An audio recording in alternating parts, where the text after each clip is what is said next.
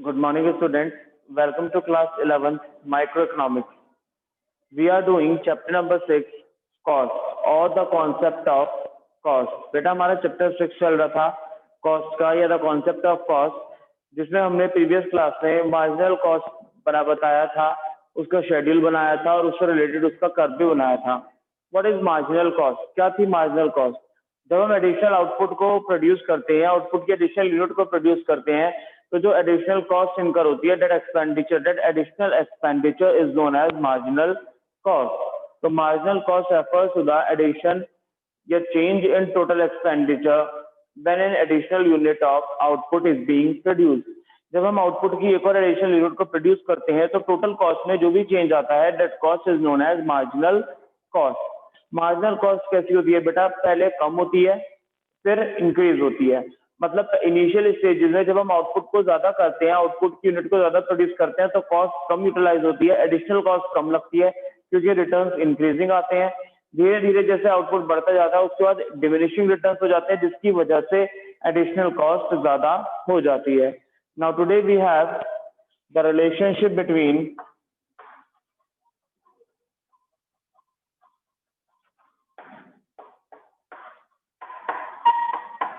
Marginal cost and average cost. आज हमें पढ़ना है बेटा the relationship between marginal cost and average cost. Marginal cost और एवरेज कॉस्ट का रिलेशनशिप तो क्या है? Both are calculated from total cost. Marginal cost और एवरेज कॉस्ट दोनों किससे कैलकुलेट होती हैं? टोटल कॉस्ट से कैलकुलेट होती हैं. क्यों? Average cost is equals to total cost divided by Q and marginal cost is equals to delta total cost upon delta q. और ये हम ये भी कह सकते हैं marginal cost of n is equals to total cost of n minus total cost n minus 1. तो ये था हमारा एवरेज कॉस्ट बेटा. Average cost is equals to total cost upon quantity. जब भी हम टोटल को क्वांटिटी से डिवाइड करते हैं तो जो टी होता है हमारा वो ए में कन्वर्ट हो जाता है. Marginal cost refers to change in total cost divided by change in quantity. अगर हमारे पास number of units constant increasing returns में नहीं है, मींस 1 2 3 4 इन सीक्वेंस नहीं है और ज्यादा चेंज आ जाता है बीच में, तो हम ये फॉर्मूला अप्लाई करते हैं change in total cost divided by change in quantity. And another formula is marginal cost of n is equals to marginal cost total cost of n minus total cost of n minus 1. अगर हमें किसी भी level की marginal cost find out करनी है तो हमें उस लेवल का टोटल कॉस्ट लेना है और उससे पहले वाले लेवल के टोटल कॉस्ट को माइनस कर देना है. Now when you draw the curve, बेटा जब आप कर्व बनाओगे रिलेशनशिप के लिए कर्व बनेगा. ग्राफिकली प्रेजेंटेशन देखते हैं. X axis Y axis. X axis पर आप मार्क करोगे यूनिट्स, वाई एक्सिस पर आप मार्क करोगे एवरेज कॉस्ट और मार्जिनल कॉस्ट. एवरेज कॉस्ट बेटा कुछ आपका इस तरह बनेगा, दैट इज एवरेज कॉस्ट.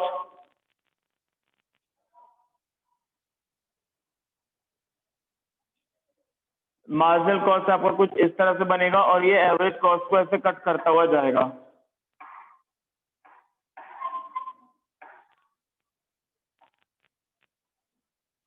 तो ये है बेटा हमारा कर्व. एवरेज कॉस्ट कुछ ऊपर है, मार्जिनल कॉस्ट कुछ ऐसे बनेगा और एवरेज कॉस्ट को उसके मिनिमम पॉइंट पर कट करता हुआ जाएगा. Now let's see the relationship. Relationship देखते हैं बेटा कैसे है, क्या रिलेशनशिप है इनके बीच में.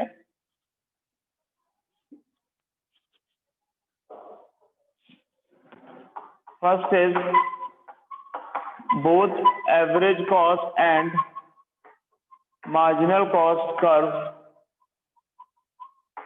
Are U shape. दोनों के दोनों कर्व बेटा कैसे हैं? यू शेप है. दोनों की शेप कैसी है? यू शेप है. Second, AC falls. जब बेटा एसी कम हो रहा है एमसी भी कम हो रहा है. AC falls MC also falls but AC is greater than MC.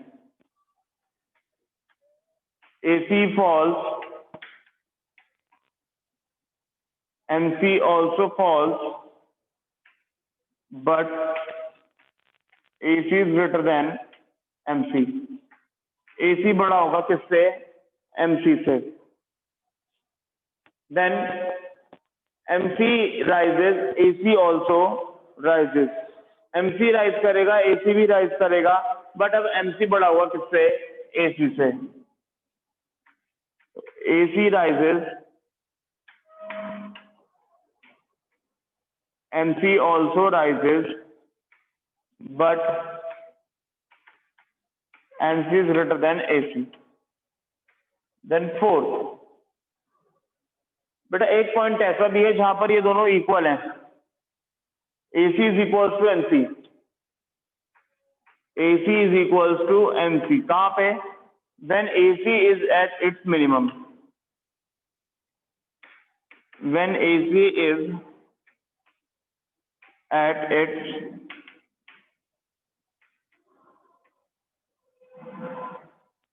minimum. जब AC अपने मिनिमम पॉइंट पर होगा. तो ये थी बेटा रिलेशनशिप AC और MC की. Average cost curve and marginal cost curve क्या है? Both AC and MC curves are U shape. दोनों के दोनों कर्व कैसे हैं बेटा? यू शेप है. AC फॉल्स, AC कम होगा, MC भी कम होगा, but AC is greater than MC. AC is greater than MC. AC rises, MC also rises. AC rise होगा, MC भी राइज होगा, बट अब MC बड़ा होगा किससे? AC से.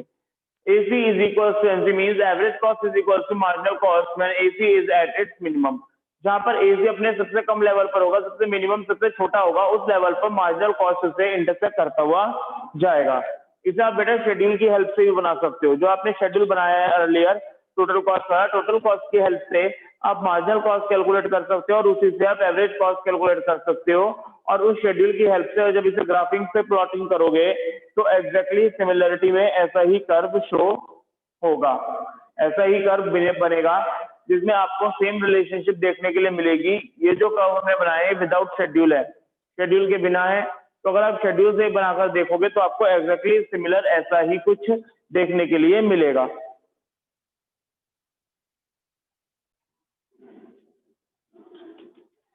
नेक्स्ट वी हैव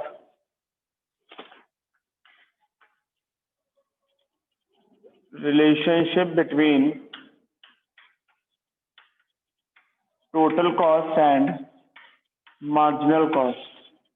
नेक्स्ट है बेटा हमारे पास relationship between total cost and marginal cost. Total cost और मार्जिनल कॉस्ट के बीच में रिलेशनशिप देखते हैं. टोटल कॉस्ट कर्व आपको बनाना आता ही है. इनवर्स एस शेप बनता है कुछ ये.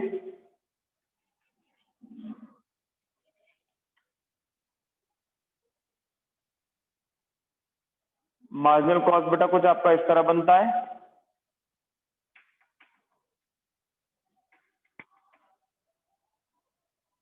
That is your marginal cost. X axis, Y axis. X axis पर आप मार्क करते हो यूनिट्स, वाई एक्सिस पर आपने लिया होगा टोटल कॉस्ट और marginal cost. What is the relationship? क्या रिलेशनशिप है इन दोनों के बीच में? सबसे पहले बेटा आपको पता है टोटल कॉस्ट इंक्रीज होती है. Total cost increases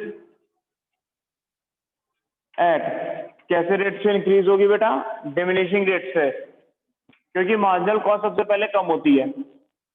total cost increases eight diminishing rate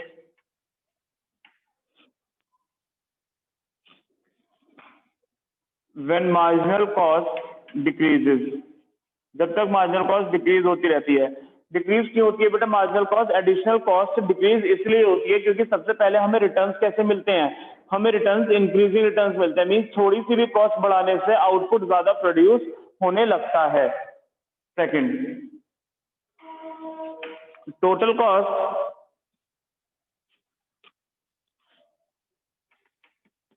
increases at constant rate.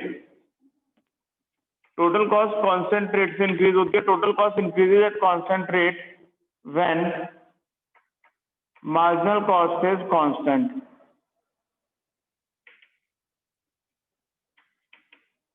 जब मार्जिनल कॉस्ट कांस्टेंट होती है बेटा, ये लेवल जो होता है, जो इसका यू शेप पर नीचे वाला पार्ट होता है मार्जिनल कॉस्ट का, इस लेवल पर मार्जिनल कॉस्ट कांस्टेंट होती है, मींस सिमिलर रहती है. तो उस टाइम पर टोटल कॉस्ट इंक्रीज होती है कांस्टेंट रेट से. And third, total cost increases at increasing rate. अब टोटल कॉस्ट इंक्रीजिंग रेट से इंक्रीज होना शुरू कर देती है, क्यों? व्हेन मार्जिनल कॉस्ट इंक्रीजेस, क्योंकि बाद में मार्जिनल कॉस्ट इंक्रीज होती है। तो जो मार्जिनल कॉस्ट होता है वही हमें टोटल कॉस्ट की शेप बताता है कि टोटल कॉस्ट कैसा होगा। तो the total cost depends upon the marginal cost. Total cost किस पर डिपेंड होता है बेटा? मार्जिनल कॉस्ट पर डिपेंड होता है। मार्जिनल कॉस्ट सबसे पहले कम होती है, देन कांस्टेंट, देन इंक्रीज होती है। तो जब मार्जिनल कॉस्ट कम हो रही है, इसका मतलब टोटल कॉस्ट इंक्रीज हो रही होगी डिक्रीजिंग रेट से। जब मार्जिनल कॉस्ट कांस्टेंट है तो इसका मतलब टोटल कॉस्ट इंक्रीज हो रहा होगा कांस्टेंट रेट से, और जब मार्जिनल कॉस्ट इंक्रीज होती है तो टोटल कॉस्ट इंक्रीज होती है इंक्रीजिंग रेट से। सबसे पहले मार्जिनल कॉस्ट बेटा डिक्रीज क्यों होती है? क्योंकि रिटर्न्स हमारे पास इंक्रीजिंग होते हैं, इंक्रीजिंग रिटर्न्स आते हैं फैक्टर्स ऑफ प्रोडक्शन में, हमें इंक्रीजिंग रिटर्न्स मिलते हैं। मींस थोड़े से भी आउटपुट को जनरेट करने के लिए जो कॉस्ट लगती है वो कम लगती है। सेकंड, जब मार्जिनल कॉस्ट इंक्रीज होती है इसका मतलब जब फैक्टर्स में मिसमैच होना शुरू हो जाते हैं, यानी डिमिनिशिंग रिटर्न्स आते हैं, तो उस वजह से टोटल कॉस्ट हमारी इंक्रीज होती है इंक्रीजिंग रेट से, क्योंकि मार्जिनल कॉस्ट इंक्रीज होना शुरू हो जाती है। तो बनाते टाइम पर बेटा यही ध्यान रखेंगे, इनवर्स एस शेप बनाएंगे एक तो टोटल कॉस्ट के लिए, उसके बाद दो पॉइंट्स के लिए डॉटेड लाइन नीचे लेकर आएंगे थोड़ी सी, और marginal cost per U shape draw करेंगे कुछ इस तरह, और यू शेप जो होगी, यू वाला जो पार्ट होगा गोल वाला वो नीचे आएगा इन दोनों लाइंस को टच करते हुए। तो ये रिलेशनशिप बन जाएगी बेटा टोटल कॉस्ट और मार्जिनल कॉस्ट के बीच में। अगर आप बनाना चाहें तो इसे शेड्यूल के हेल्प से भी बना सकते हैं। With the help of schedule it will be more clear to you, more clear, ज्यादा क्लियर हो जाएगा शेड्यूल की हेल्प से। Otherwise without schedule it have to be drawn something like that, कुछ इस तरह से ये ड्रॉ होगा।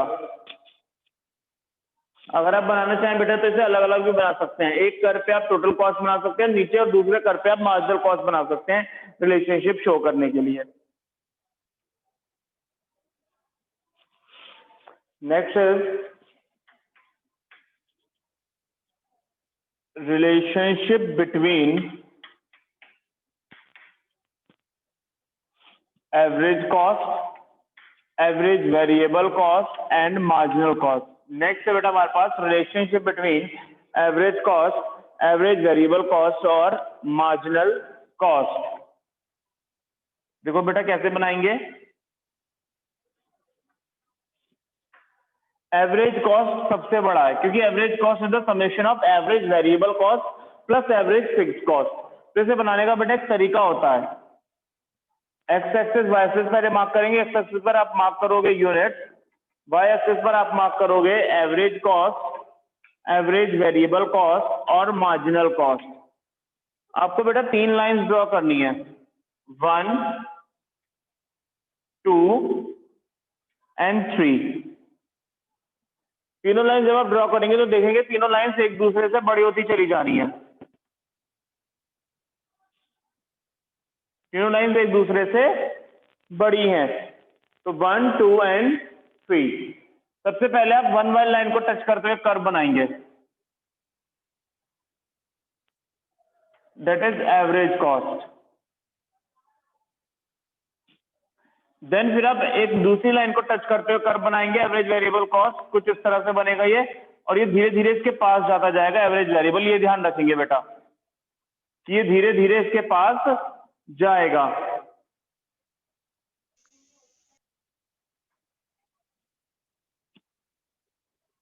तीसरी लाइन जो होगी वो बेटा इन दोनों को इंटरसेक्ट करती हुई जाएगी,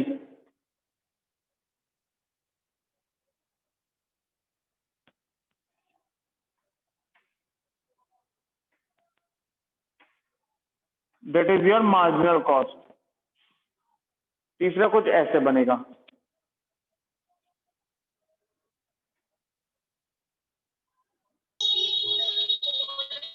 थोड़ा सा ऐसे।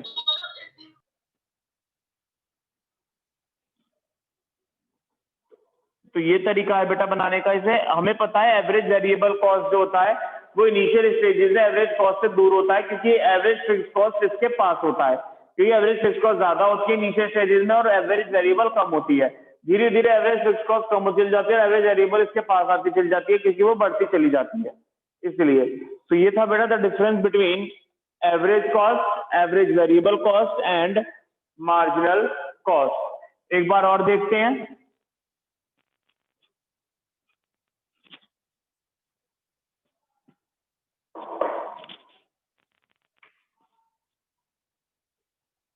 X axis, Y axis origin, X axis पर मार्क करेंगे यूनिट, वाई एक्सिस पर मार्क करेंगे average cost, average variable cost and marginal cost.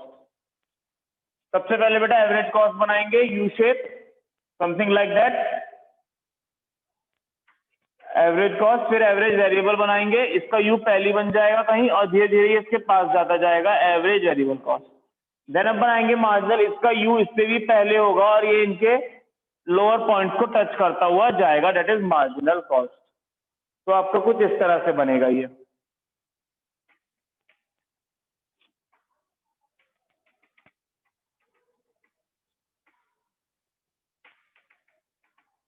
तो ये है बेटा the relationship between average cost, variable cost and marginal cost. और the three diagram, three curves and single diagram, तीनों curve single diagram पे कुछ बेटा इस तरह से बनते हैं। Next topic we have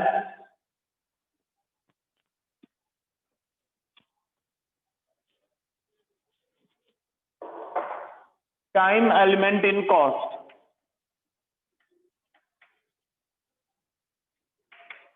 last topic है बेटा इस चैप्टर का time element in cost. Cost में टाइम का क्या रोल है? तो टाइम बेटा वैसे ही फैक्टर्स ऑफ प्रोडक्शन के तहत तीन पार्ट में डिवाइड करेंगे।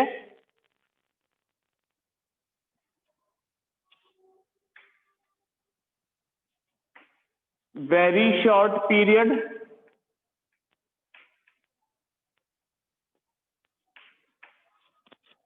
Short period,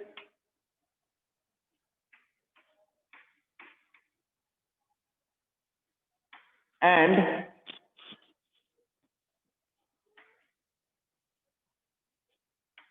long period. तो टाइम एलिमेंट बेटा जो है वो तीन पार्ट्स में डिवाइड हो गया है, very short period, short period and long period. What is very short period? Very short period में आपने क्या पढ़ा था?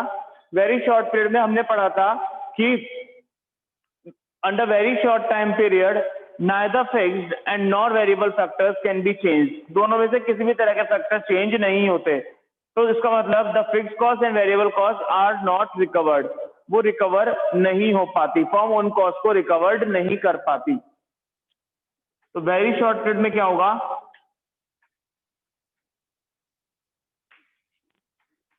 neither fixed cost nor variable cost are recovered. क्यों बेटा, क्यों रिकवर नहीं हो पाएगी? क्योंकि फिक्स्ड कॉस्ट और फिक्स्ड वेरिएबल कॉस्ट डिपेंड करती है फिक्स्ड फैक्टर्स और वेरिएबल फैक्टर्स पे। जब फिक्स्ड फैक्टर्स और वेरिएबल फैक्टर चेंज ही नहीं होंगे, इसका मतलब वेरिएबल फैक्टर भी अगर चेंज नहीं हो रहे, इसका मतलब क्या है कि आउटपुट में चेंज नहीं आ रहा, और जब आउटपुट में चेंज आएगा ही नहीं तो इसका मतलब हम अपनी कॉस्ट को रिकवर नहीं कर पाएंगे। Second short period, short period में हमने कहा था आउटपुट इंक्रीज होता है सिर्फ वेरिएबल फैक्टर्स को इंक्रीज करके, और फिक्स फैक्टर्स कैसे रहते हैं? कांस्टेंट। तो इसका मतलब the firm has control to cover the variable cost. तो कहेंगे शॉर्ट पीरियड में firm is able to control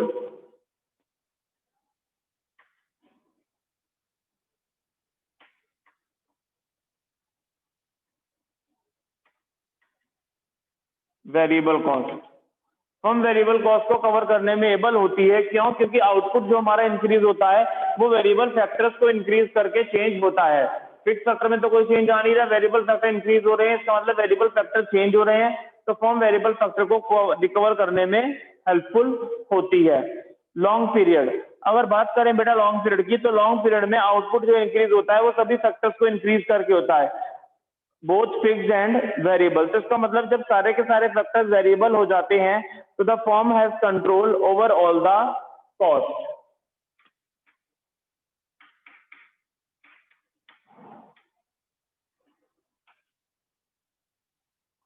firm has control on all the cost. Firm का जो कंट्रोल होता है बेटा वो सभी कॉस्ट पर होता है। तो ये है बेटा हमारी तीन तरह की कॉस्ट, वेरी शॉर्ट पीरियड में और लॉन्ग पीरियड में। वेरी शॉर्ट पीरियड में जो हमारा आउटपुट है वो चेंज होता ही नहीं है, फिक्स फैक्टर्स फिक्स रहते हैं, वेरिएबल भी फिक्स ही हो जाते हैं, इनमें वेरिएबल फैक्टर्स भी चेंज नहीं होते, तो ना तो हम फिक्स और ना ही वेरिएबल कॉस्ट रिकवर कर पाते हैं। सेकेंड है शॉर्ट पीरियड में बेटा आउटपुट इंक्रीज होता है वेरिएबल फैक्टर को चेंज करके।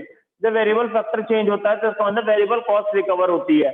थर्ड है बेटा लॉन्ग पीरियड में आउटपुट इंक्रीज होता है सभी फैक्टर्स को चेंज करके, both variable and fix factors, क्योंकि एक टाइम के बाद हमें फिक्स फैक्टर्स को भी चेंज करने की जरूरत पड़ती है, और जैसे ही फिक्स फैक्टर चेंज हो जाते हैं वो कन्वर्ट हो जाते हैं वेरिएबल फैक्टर्स में, तो सारे वेरिएबल हो जाते हैं। जब सारे के सारे फैक्टर्स पर, सारे वेरिएबल फैक्टर्स पर फर्म का कंट्रोल होता है, तो that means the firm has control on all the cost. Firm का सभी कॉस्ट पर कंट्रोल होता है। तो ये था बेटा इस चैप्टर का last topic, and by this topic we have completed the chapter 6 cost. इस चैप्टर के साथ साथ, इस टॉपिक के साथ साथ हमारा चैप्टर नंबर 6 कॉस्ट भी यहाँ पर कंप्लीट हो जाता है। तो students, that's all for today. Thank you and have a nice day.